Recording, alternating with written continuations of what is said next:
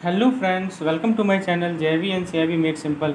दोस्तों, आज के इस वीडियो के माध्यम से मैं आप लोगों के साथ डिस्कस करूंगा अपने बीएफएम का यूनिट नंबर 21, जो कि बेस्ड है treasury and asset liability management.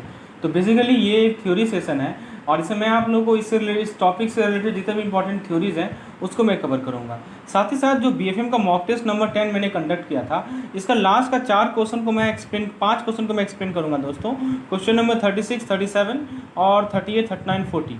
तो उसको मैं अच्छे तरीके से आपको समझा दूंगा। कुछ लोगों का ये सवाल था, तो इसे भी मैं कवर करूंगा। तो इस पोर्शन को मैं लास्ट में कवर करूंगा, तो अंतिम तक बने रहिए। और चलिए शुरुआत करते हैं पहले थ्योरी सेशन को। हम लोग सबसे पहले समझते हैं इस टॉपिक के कंसेप्ट्स को। तो दोस्तों देखिए, इस चैप्टर में आप क्या पढ़ेंगे, आप एएलएम को समझेंगे कि एसेट लायबिलिटी मैनेजमेंट होता क्या है दोस्तों। You will understand what is the meaning of asset liability management. आखिर ट्रेजरी का क्या रोल है एएलएम में, ठीक है। और दोस्तों, क्रेडिट डेरिवेटिव क्या होता है, ट्रांसफर प्राइसिंग क्या होता है, ये सब के बारे में आप समझेंगे। तो सबसे पहले हम लोग जरा एएलएम को समझते हैं। Let us understand ALM.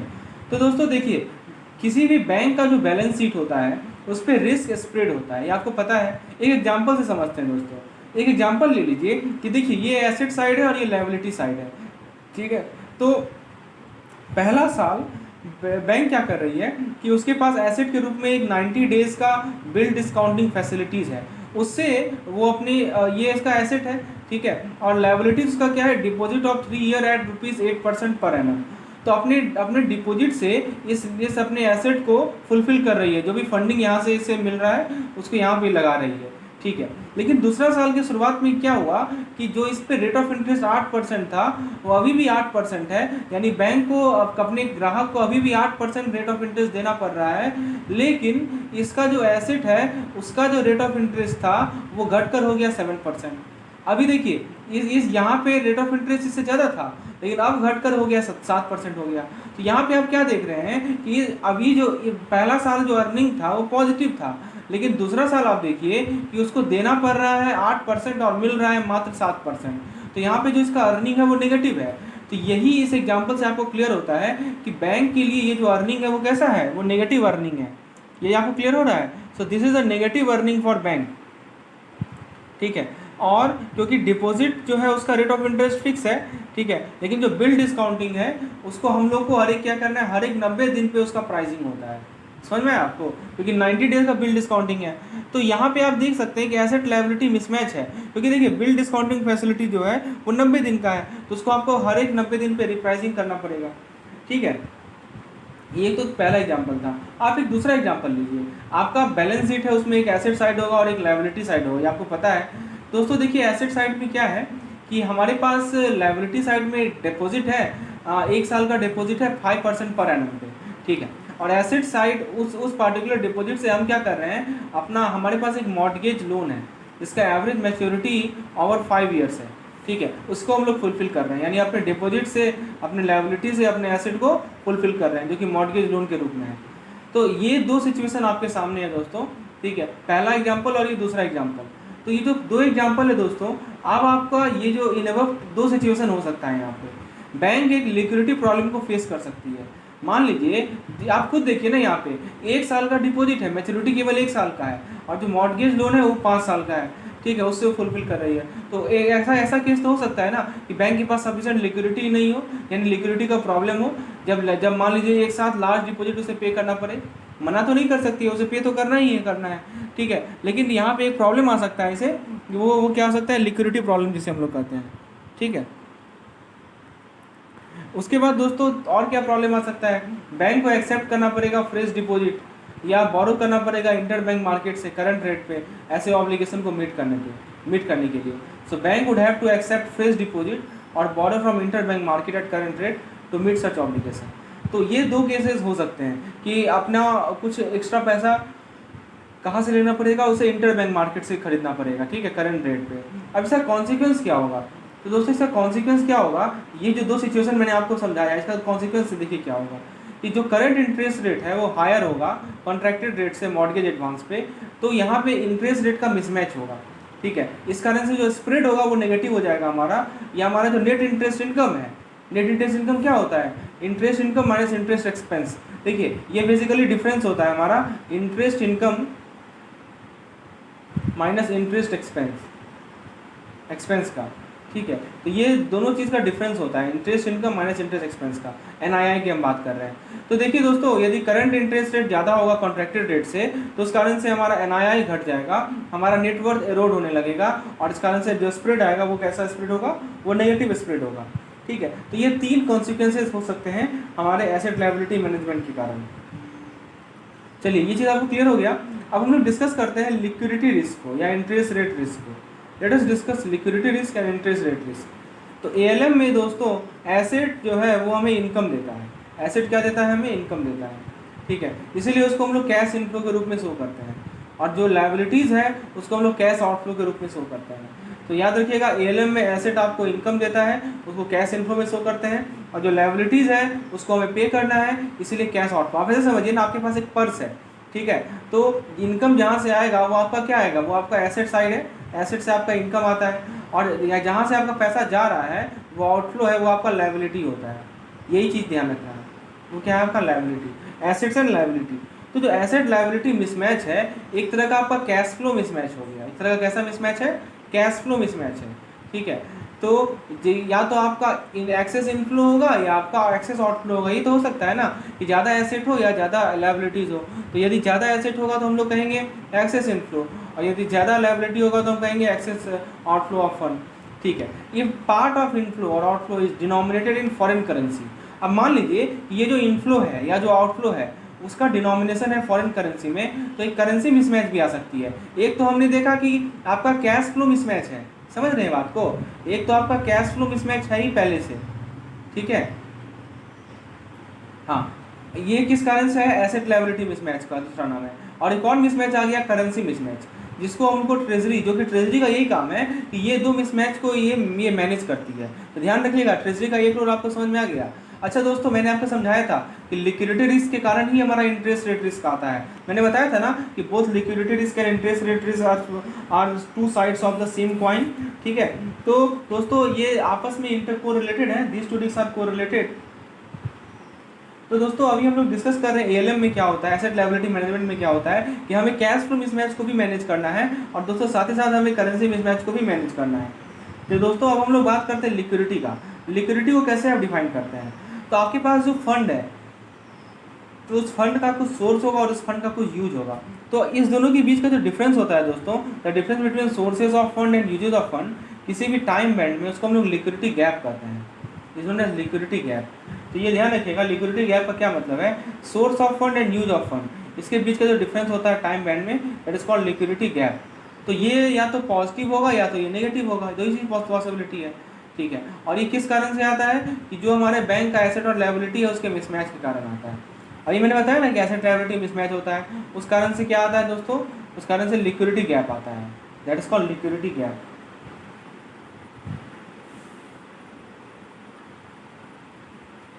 चलिए, तो आरबीआई ने क्या किया है दोस्तों इस लिक्विडिटी गैप को मेंटेन करने के लिए। देखिए अभी मैं आपको एग्जांपल से समझाता हूँ लिक्विडिटी गैप का क्या मतलब है। उसने टाइम बैंड को प्रिस्क्राइब किया है। अब टाइम बैंड कैसे कैसे होते हैं, इस नीचे फिगर है, नीचे डायग्राम है, इसको मैं समझाता हूँ दोस्तों। देखिए 1 से 14 दिन का टाइम बैंड होगा, 14 to 29 डेज का टाइम बैंड होगा, 1 month to 3 month का टाइम बैंड होगा। जब हम बैंड की बात कर रहे हैं, so we are talking about range, and when we are talking about range, so there should be lower limit and upper limit. आप हर एक बैंड में देखिए एक लोअर लिमिट है और एक अपर लिमिट है। इसके थ्रू हम लोग क्या करते हैं कि अपने लिक्विडिटी गैप्स को मॉनिटर करते हैं और मेजर करते हैं। तो लिक्विडिटी गैप आपको समझ में आना चाहिए कि लिक्विडिटी गैप क्या होता है, ठीक है। लिक्विडिटी गैप क्या होता है दोस्तों कि बेसिकली हमारा जो सोर्स है, सोर्स ऑफ फंड है और जो यूज ऑफ फंड है, यानी जो एसेट और लायबिलिटी है उसके बीच का जो डिफरेंस है उसको हम लोग लिक्विडिटी गैप कहते हैं। आप देखिए यहाँ पे एग्जांपल देखिए, मान लीजिए मैच्योरिटी ब्रैकेट है 1 डे का, मतलब इसमें कोई बैंड नहीं है, इसमें एसेट है 500 करोड़, लायबिलिटी है 550 करोड़। तो गैप होगा तो वो नेगेटिव गैप होगा क्योंकि लायबिलिटी आपकी ज़्यादा है। तो कितना का गैप है, -50 का गैप है, तो कुमुलेटिव गैप -50 रहेगा। अब मान लीजिए कि 2 से 7 डे का मैच्योरिटी बकेट है, तो एसेट 400 है, लायबिलिटी 600 है, तो गैप आपका -200 का हो गया, और कुमुलेटिव के लिए इसको और इसको जोड़ दीजिए तो आपको ये मिल जाएगा 250, ठीक है। फिर 8 से 14 दिन का देखिए, एसेट 700, लायबिलिटी 800, लायबिलिटी ज़्यादा है आपके एसेट से, गैप है 100 रुपये का, 100 करोड़ का, ठीक है। फिर इसको जोड़ दीजिए तो आपको 300 हो जाएगा, सो आप देख सकते हैं कि 15 से 28 दिन का गैप है, 28 से 3 मंथ का गैप है, 3 महीने से 6 महीने का गैप है, और इसके बेसिस पे ये हमारा मैच्योरिटी बकेट है, टाइम बैंड जिसको हम लोग बोलते हैं, all of these are time band, ठीक है। और इस बेसिस पे आप गैप को कैसे कैलकुलेट करते हैं वो भी देख सकते हैं। So gap is nothing but asset minus liability. आपको उस पार्टिकुलर मैच्योरिटी बकेट में देखना है कि एसेट कितना है और लायबिलिटी कितना है, फिर दोनों को सब्ट्रैक्ट कर दीजिए तो आपको लिक्विडिटी गैप मिल जाएगा, और इस बेसिस पे आप क्युमुलेटिव गैप भी निकाल सकते हैं, ठीक है। तो ये चीज़ ध्यान रखना है आपको। इसके बाद है दोस्तों, क्या गाइडलाइन दी गई है एएलएम रिस्क को मैनेज करने के लिए। What are the guidelines to manage ALM risk. तो दोस्तों, जो हमारा नेट क्युमुलेटिव नेगेटिव मिसमैच है, आपने जो ऊपर वाला टेबल देखा, इसका लास्ट कॉलम क्या था हमारा, इसका लास्ट कॉलम था क्युमुलेटिव गैप, यही था ना। तो ये जो क्युमुलेटिव गैप है, अगले next day 2 to 7 days, 8 to 14 days, 50 to 22 days bucket, इसको आरबीआई ने क्या कहा है कि ये 5%, 10%, 15% और 20% cumulative cash outflow in the respective time bucket से ज़्यादा नहीं होना चाहिए। ये ध्यान दीजिएगा, ये काफ़ी इंपॉर्टेंट है, समझिए बात को। नेट क्युमुलेटिव नेगेटिव मिसमैच पे रिस्ट्रिक्शन डाला गया है। यदि वो एक दिन का नेक्स्ट डे है तो 5%, किसका, cumulative cash outflow in the respective time bucket, ठीक है, उससे ज़्यादा नहीं होना चाहिए, समझ में आया। तो क्युमुलेटिव कैश आउटफ्लो भी आपको निकालना है, और आपको तो क्युमुलेटिव नेगेटिव मिसमैच को भी निकालना है, और वो 5%, 10%, 15% और 20% ज़्यादा नहीं। तो ये गाइडलाइन दिया गया है एएलएम रिस्क को मैनेज करने के लिए। तो आप देखिए, आपको चीज़ें क्लियर रखनी है कि क्या क्या गाइडलाइंस आज के देश में क्या गाइडलाइंस दी गई हैं इसके रिगार्डिंग।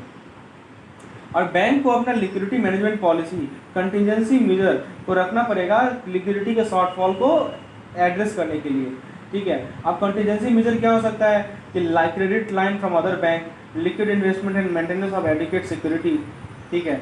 ये आपका बोरो कर लो एलएएफ के अंदर, लिक्विडिटी एडजस्टमेंट फैसिलिटी के अंदर, ये मैंने बताया था पिछले वीडियो में, यानी तो सीबीएलओ के अंदर, कोलैटराइज्ड बोरोइंग लेंडिंग ऑब्लिगेशन के अंतर्गत।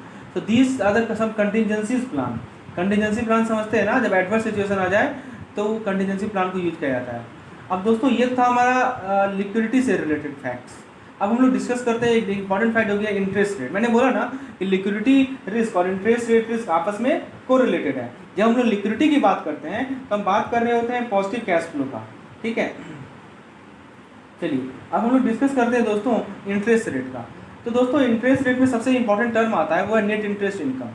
किसी भी बैंक का अपना नेट इंटरेस्ट इनकम होता है, ठीक है। तो net interest income is the most important thing regarding interest rate. ये बेसिकली होता क्या है, it is difference between interest earning and interest payment. किसी भी अकाउंटिंग पीरियड में हमारा जितना इंटरेस्ट अर्निंग हुआ है और हमारा जितना इंटरेस्ट पेमेंट हुआ है, इन दोनों के बीच के डिफरेंस को हम लोग इंटरेस्ट रेट कहते हैं। तो इंटरेस्ट रेट रिस्क की हम लोग बात कर रहे हैं, इसको डिफाइन किया जाता है risk of erosion of NI. मतलब एनआईआई जो है हमारा नेट इंटरेस्ट इनकम जो है, इसका इरोड होना, इसका जो रिस्क होता है,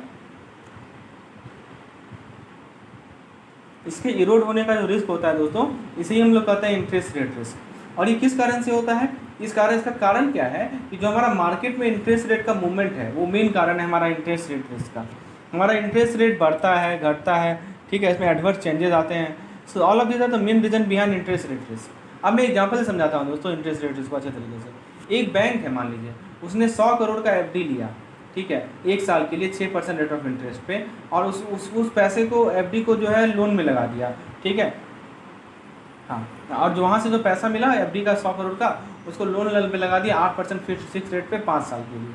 अब पहले साल में बैंक के पास एनआईआई जो होगा वो कितना का होगा, तो देखिए एनआईआई मैंने क्या बताया, interest earning minus interest payment. तो यहाँ पे इंटरेस्ट अर्निंग कितना है बताइए, मैं फर्स्ट ईयर की बात कर रहा हूँ। तो बैंक की इंटरेस्ट अर्निंग कितना है, बैंक की इंटरेस्ट अर्निंग है 8%, जो कि लोन से उसे मिल रही है। और दोस्तों, यदि हम फर्स्ट ईयर की बात करें बैंक की इंटरेस्ट पेमेंट की, तो बैंक की इंटरेस्ट पेमेंट कितना है, तो बैंक की इंटरेस्ट पेमेंट है 6%, क्योंकि उसको कस्टमर को देना पड़ रहा है अपने एफडी के कारण। तो हमारा जो एनआईआई होता है, नेट इंटरेस्ट इनकम होता है, ये इन दोनों का ही डिफरेंस होता है। तो 8 माइनस 6 कितना हो जाएगा, 2% हो जाएगा। वही लिखा हुआ है कि पहले साल में बैंक का एनआईआई कितना है, 2% है। अगले साल मान लीजिए कि जो आपका ओल्ड डिपॉजिट है उसको हम लोग निकाल लिए, ठीक है, और नया डिपॉजिट आ गया 7% रेट ऑफ इंटरेस्ट पे। तो एनआईआई क्या हो जाएगा, आप देखिए ना, 8 का तो 8 ही रहा हमारा इंटरेस्ट पेमेंट, लेकिन इंटरेस्ट अर्निंग जो है, अर्निंग हमारा 8 ही रहा, लेकिन पेमेंट जो है बढ़कर 7 हो गया है। तो दोनों का बीच का डिफरेंस कितना बचा, 1% बचा। पहले था 2%, अब घटकर हो गया 1%। हम लोग एनआईआई की बात कर रहे हैं या नेट इंटरेस्ट इनकम की बात कर रहे हैं, ठीक है। तो क्या हुआ, NII जो है 1% आपका घट गया, रिड्यूस टू 1%, बिल्कुल सही बात है। इन द थर्ड ईयर मान लीजिए, तीसरा साल मान लीजिए कि जो कॉस्ट ऑफ डिपॉजिट है वो 10% हो जाए। अब आप खुद सोचिए दोस्तों कि FD पे आपको 10% देना पड़ रहा है और आपका अर्निंग केवल 8% का हो रहा है, तो आपको लॉस कितना का है, आपका लॉस है 2% का, है ना, 2% का लॉस। तो वहीं यहाँ लिखा है कि NII जो हो जाएगा वो 2% -2% हो जाएगा। तो आपने 3 केसेस देखे और आपने ये देखा कि NII को कैसे हम लोग कैलकुलेट करते हैं जब हमें इंटरेस्ट अर्निंग और इंटरेस्ट पेमेंट हमें पता रहता है तो, ठीक है। अब दोस्तों ये जो NII का इरोजन है, इरोजन समझ रहे हैं ना, नेगेटिव होना इरोजन ही तो कहलाता है। तो इसमें जो रिस्क है दोस्तों वो बेसिकली किसके अकाउंट पे है, डिपॉजिट रेट, इसलिए क्योंकि देखिए डिपॉजिट रेट जो है हमारा वो फ्लोटिंग रेट है और उसको हमेशा 6 महीने पे हम लोग क्या करते हैं, रिप्राइज करते हैं। लेकिन जो लोन इंटरेस्ट है वो हमारा फिक्स है, उसको 5 साल बाद ही रिप्राइज करेंगे, ठीक है, जब फंड अवेलेबल होगा फ्रेश लैंडिंग के लिए, लोन के रिपेमेंट के लिए।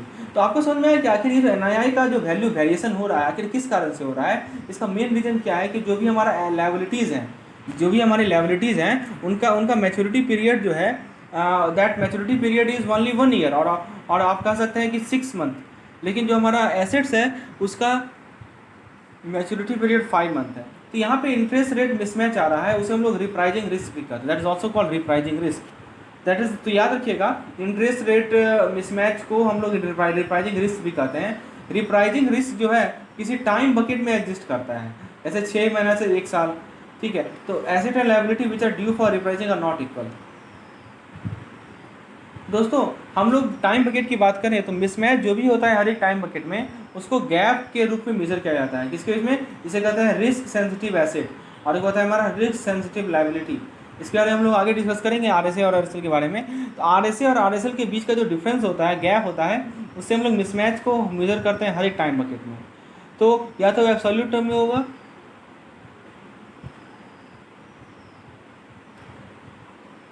या तो आपका सेंसिटिविटी रेशियो में होगा।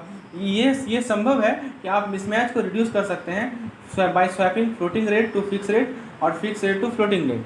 तो फिक्स रेट को आप फ्लोटिंग रेट से स्वैप कर लें या आप फ्लोटिंग रेट को फिक्स रेट से स्वैप कर लें। तो इन दोनों केसेस में आप मिसमैच को रिड्यूस कर सकते हैं।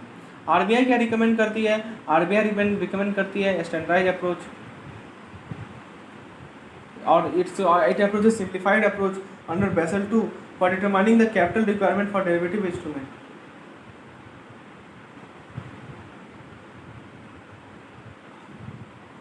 अब देखिए हमारा एसेट लायबिलिटी को मिसमैच को मेजर करने के लिए हमारे पास VAR है, प्राइस वैल्यू है, ड्यूरेशन है, सिमुलेशंस है। तो ये सभी हमारे पास टूल्स हैं, इससे हम लोग क्या कर सकते हैं, अपने एसेट और लायबिलिटी मिसमैच को मेजर कर सकते हैं। Already we have discussed all this points. Okay, अब जरा देखते हैं कि हमने देखा, हमने लिक्विडिटी रिस्क को समझा, हमने इंटरेस्ट रेट रिस्क को समझा, कैसे इंटरेस्ट रेट में मिसमैचेज आता है, कैसे लिक्विडिटी मिसमैच होता है, हम लोगों ने एग्जांपल से समझा, ठीक है। अब कैसे उसको कम किया जाए ये भी हमने कुछ पॉइंट देखे। अब ये देखना है कि ट्रेजरी का क्या रोल है। तो ट्रेजरी जो है वो फाइनेंशियल मार्केट में डायरेक्टली ऑपरेट करता है, जिसमें कोर बैंकिंग फंक्शन और मार्केट ऑपरेशन के बीच में एक लिंक को इस्टेब्लिश करना, ठीक है। ट्रेजरी डेरिवेटिव को यूज करता है, डेरिवेटिव को यूज करता है या अदर मीन्स को यूज करता है, जैसे new product structure to breach the liquidity and rate sensitivity gap. तो डेरिवेटिव का यूज करता है ट्रेजरी, ताकि हम लोग जो भी हमारा लिक्विडिटी और रेट सेंसिटिविटी गैप है उसको हम लोग ब्रीच कर सकें। ट्रेजरी में therefore hedge only residual risk. तो ट्रेजरी जो है वो क्या हेज करता है दोस्तों, वो हेज करता है हमारा रेसिडुअल रिस्क हेज करता है। उसके बाद है दोस्तों नेक्स्ट पॉइंट कि ट्रेजरी प्रोडक्ट और मार्केटेबल। देखिए ट्रेजरी से रिलेटेड कुछ इंपॉर्टेंट पॉइंट्स दी गई हैं कि ट्रेजरी का क्या रोल है, उससे रिलेटेड कुछ पॉइंट्स हैं कि ट्रेजरी जो प्रोडक्ट होता है दोस्तों मार्केटेबल होता है और लिक्विडिटी को हम लोग कभी भी ज़रूरत पड़ता है तो इन्फ्यूज कर सकते हैं। और ट्रेजरी दोस्तों एक्सचेंज रेट को भी मॉनिटर करता है, इंटरेस्ट रेट मूवमेंट को भी मॉनिटर करता है मार्केट में, और ये आसान है एडमिनिस्ट्रेट करना ऐसे रिस्क को। ट्रेजरी ऑपरेशन, ट्रेजरी का जो हेड होता है दोस्तों वो आल्को का एक इंपॉर्टेंट मेंबर्स होता है।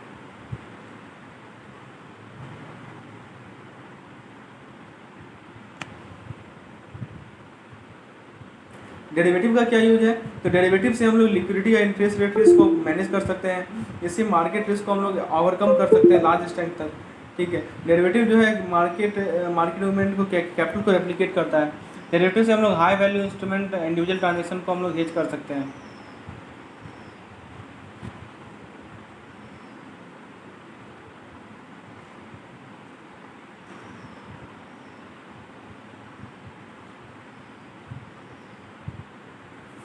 डेरिवेटिव से हम लोग दोस्तों high high high value financial institution को भी कर सकते हैं।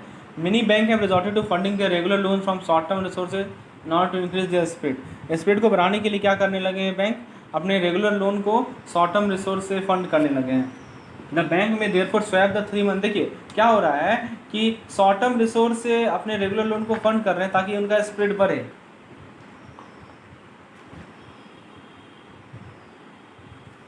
इसीलिए वो क्या करते हैं, 3 महीना इंटरेस्ट रेट को फिक्स रेट में स्वैप करते हैं 3 साल तक, so that interest cost also fix and spread of the loan is protected. तो फिक्स्ड इंटरेस्ट इनकम होता है लोन से, less the swap cost of deposit gross margin. याद रखिएगा, fixed interest income from the loan minus swap cost of deposit is called gross margin या spread या internet interest income.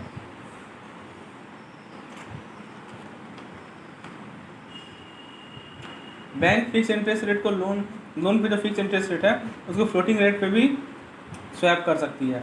Treasury के अंदर arbitrage होता है दोस्तों। आर्बिट्रेज आपको पता है ना, एक जगह लो इंटरेस्ट रेट पे, लो एक्सचेंज रेट पे खरीद कर ज़्यादा एक्सचेंज रेट पे बेचना, इसे ही आर्बिट्रेज कहते हैं। The forward premium is the cost of hedge against the currency risk. तो फॉरवर्ड प्रीमियम क्या है दोस्तों, करेंसी रिस्क से बचने के लिए आप जो प्रीमियम देते हैं, आपको जो कॉस्ट लगता है वही कहलाता है हमारा फॉरवर्ड प्रीमियम। और ट्रेजरी जो है डोमेस्टिक लिक्विडिटी को भी सप्लीमेंट करता है और एक पॉजिटिव स्प्रेड रखता है बैंकों के लिए। ट्रेजरी जो है वो करेंसी मिसमैच को भी हेज कर सकता है, क्योंकि फॉरेन करेंसी ऑपरेशन बैंक से रिलेटेड है।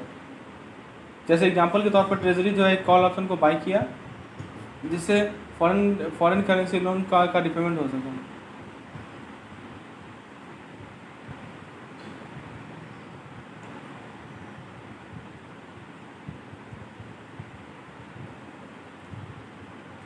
Credit risk and credit derivative. बहुत सारे ट्रेजरी प्रोडक्ट्स ऐसे हैं जैसे कमर्शियल पेपर हुए, बॉन्ड्स हुए, ये क्रेडिट सब्स्टिट्यूट कराते हैं। The bank may also prefer to invest in corporate bond through the treasury. तो उसके बाद दोस्तों बॉन्ड का जो प्राइसिंग होता है मार्केट में वो क्रेडिट क्वालिटी के बेसिस पे होता है और इंटरेस्ट रेट मूवमेंट के बेसिस पे होता है।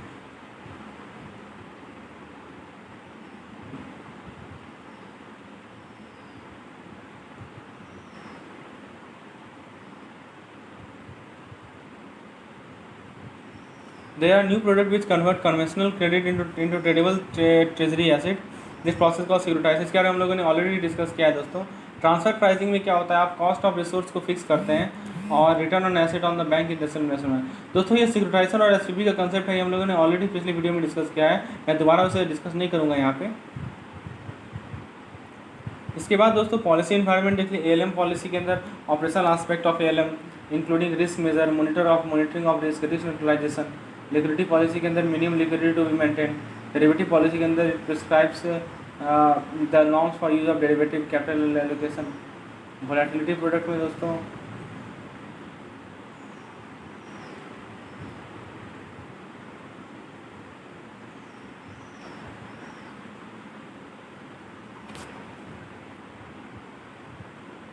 the policy have to be approved by the highest level either by the board or board committee. The policy should comply with the extent requirement of RBI. तो दोस्तों ये था हमारा lesson, theory lesson unit number 21 का। अब दोस्तों कुछ MCQs discuss कर लेते हैं जो मैंने आपको बोला था। देखिए ये क्वेश्चन है, एक बॉन्ड ऐसा ड्यूरेशन दे रखा है 8 साल का, यील्डिंग है 10% का, यील्ड जो है 0.60% बढ़ गया तो प्राइस पे क्या इफेक्ट पड़ेगा। तो दोस्तों बहुत सिंपल क्वेश्चन है, इसको आपको सॉल्व करना है, मैं बताता हूँ कैसे सॉल्व करना है। तो मॉडिफाइड ड्यूरेशन जो होता है वो क्या होता है, Macaulay duration discounted by 1 period. ठीक है, तो यहाँ पे आप मैक्लॉड ड्यूरेशन कितना है आपका 8 साल है, जब कुछ नहीं लिखा रहा है तो मैक्लॉड ड्यूरेशन मानना है बाय डिफॉल्ट। मॉडिफाइड ड्यूरेशन क्या हो जाएगा, मैक्लॉड ड्यूरेशन यानी 8 डिवाइडेड बाई 1 प्लस 10%, जो आपको हो जाएगा 11.2727, ये आपका मैक्लॉड ड्यूरेशन हुआ।